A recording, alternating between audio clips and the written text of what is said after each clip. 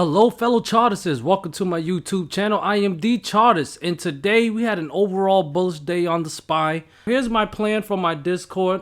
Alright, the plan was I was looking at the first support at 451.5ish, which is the 20-week moving average.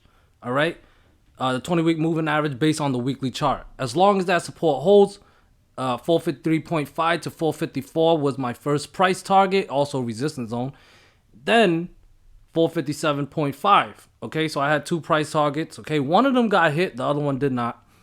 All right, so bulls want no lower than 450 to 449 support. That was my support from last week. Or we'll be bearish if we lose that support and we sell down to the 200-day moving average or the 50-day moving average. Okay, pretty straightforward. All right, as always, you know, price action technical analysis is not about predicting or anticipating or anything like that. Okay, it's impossible.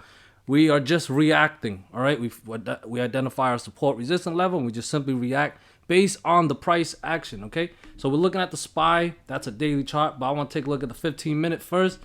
And yeah, that's a rising wedge. It's a rising wedge, usually bearish, right? So basically, I had two levels I was watching. Okay, SPY opened up down here around 453. Yeah, around 453, and it dipped even lower, as low as 452.2. All right, I had some support at 452.5. I didn't mention in my intraday analysis because I was watching a different support level, but you know, I wrote it here, 452.5. Also a resistance level at 456 to 456.5, which is also the 5-day moving average. I didn't mention it in the first plan, but I later added it later and updated the group. Anyway, so now that we're all caught up here, so SPY opened around 453, dropped down to 452.2 before it started to bounce. And this yellow line right here, these two yellow lines, that's my 453.5 to 454 zone. And as you can see, with a strong green candle, it just broke right through, okay? Strong green candle, big green candle right there. Okay, let's make this bigger. So when we break through a resistance level, what do we always do next? We watch for the back test. In this case, since it's moving up, we watch for the back test of that previous resistance level as a support. So if you look at this candle, the candle at 10:15, you see that nice wick. All right, it's a nice wick right here when it came between the yellow lines. So right in our support zone, found buying pressure. That's successful. Okay. Found buying pressure and it closed above again. Successful. That would have been your entry. Okay. Clear resistant. Watch that resistance get treated as support. Textbook stuff. And it continued to melt up the rest of the day. Didn't quite take the elevators up, but it did take the stairways up. And it took all day. Okay. We cleared that first price target. My next price target was 457.5, but we did have a resistance based on the 5-day moving average on the daily chart. It hit it 456 to 456.5 zone, and we hit it around 3 o'clock. All right, yeah, a little after 2:30, but around 3 o'clock power hour, it just pretty much base. So you know, I later updated the group. I think we're gonna make a move higher because it was just basing.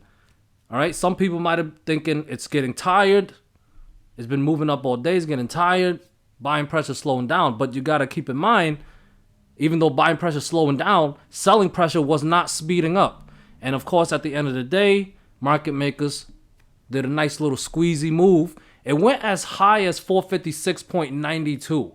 So it didn't quite hit my 457.5 price target. There was a bunch of other resistant levels, you know, around here that I did not mention or forgot to mention. But, you know, I didn't forget it. I honestly thought that we would break through it, to be honest with you. And we hit that 457.5 zone. The reason I said that, if I zoom out on this 15-minute chart, you see this pink arrow? It's pointing at the zone. It's actually 457.5 to 458. That's where my zone is. But back in March 31st, this is where the sell-off began. And we got this nice $9 drop, $10 drop. It started from that zone, 457.5. So I was watching for the back test. See if we get a back test. And if we get that back test, I think we will get a nice dip when we get to that zone, okay? Now, after the dip, is it a pullback to new lows? I don't know. but I think we'll get an initial pullback, possibly some basing. Obviously, we got to watch and react to how price move. If it's just basing, you know, just chopping just below it, obviously it's basing for a move higher. If we start seeing some big selling pressure, you know, something like that, you see those strong wicks coming from resistant, you know, signs like that, bearish engulfing candles, things like that. So we'll see what happens if it tests that level tomorrow. All right, as of right now, 456 will be first support. Below that is 453.5. Let me go to the daily chart. 453.5 will be below 456. Okay. Now, where am I getting this 456 level from? That's a 5-day moving average. Okay. I'll move all these lines. All right. That's the 5-day moving average. All right. 456.3 is where it's at. So I'll give it a zone because there's a lot of noise. It's never perfect. All right. But obviously below 456, we can head back down.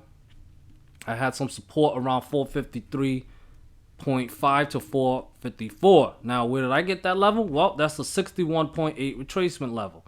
All right. The exact zone, well, level is 453.5. Okay.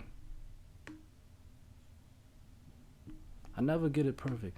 Anyways, the exact zone is around 453.5 level, 61.8 retracement level, but give it a zone, 453.5 to 454.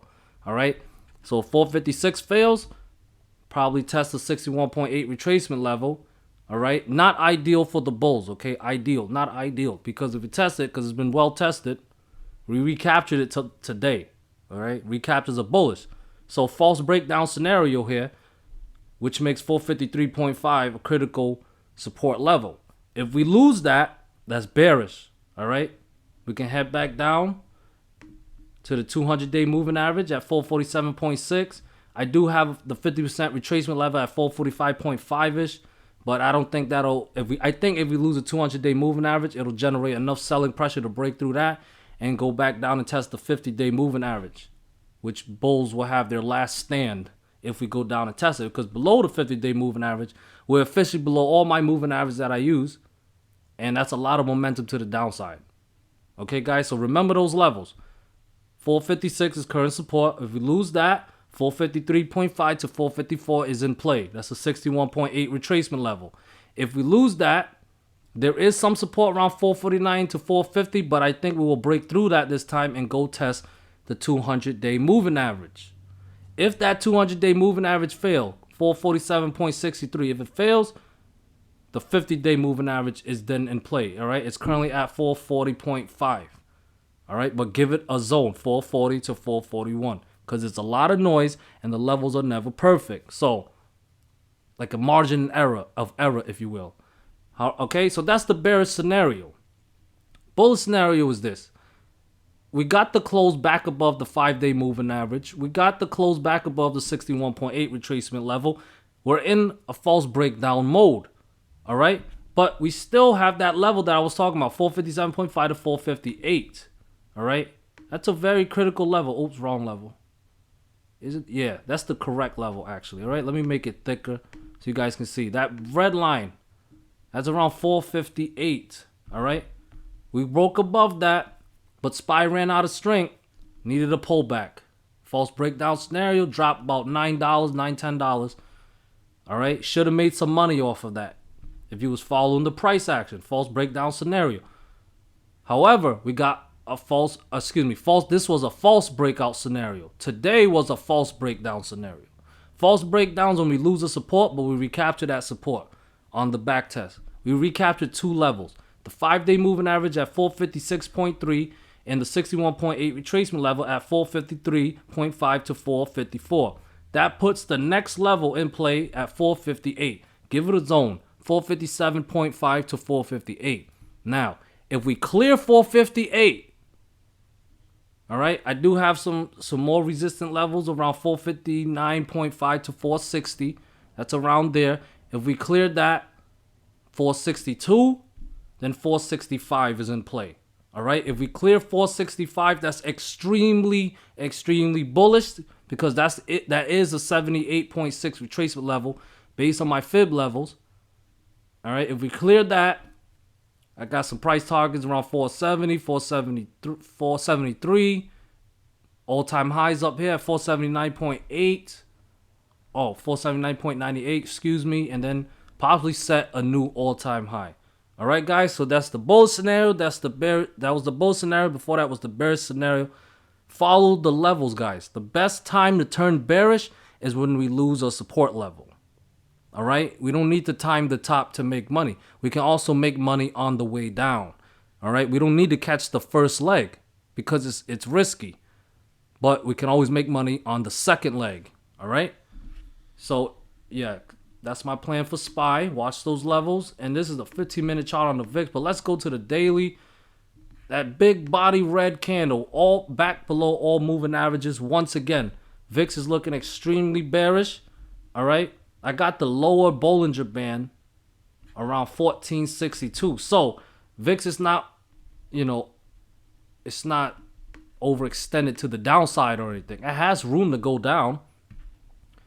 And it lost some major critical support, resistant levels. It lost the 5-day moving average today.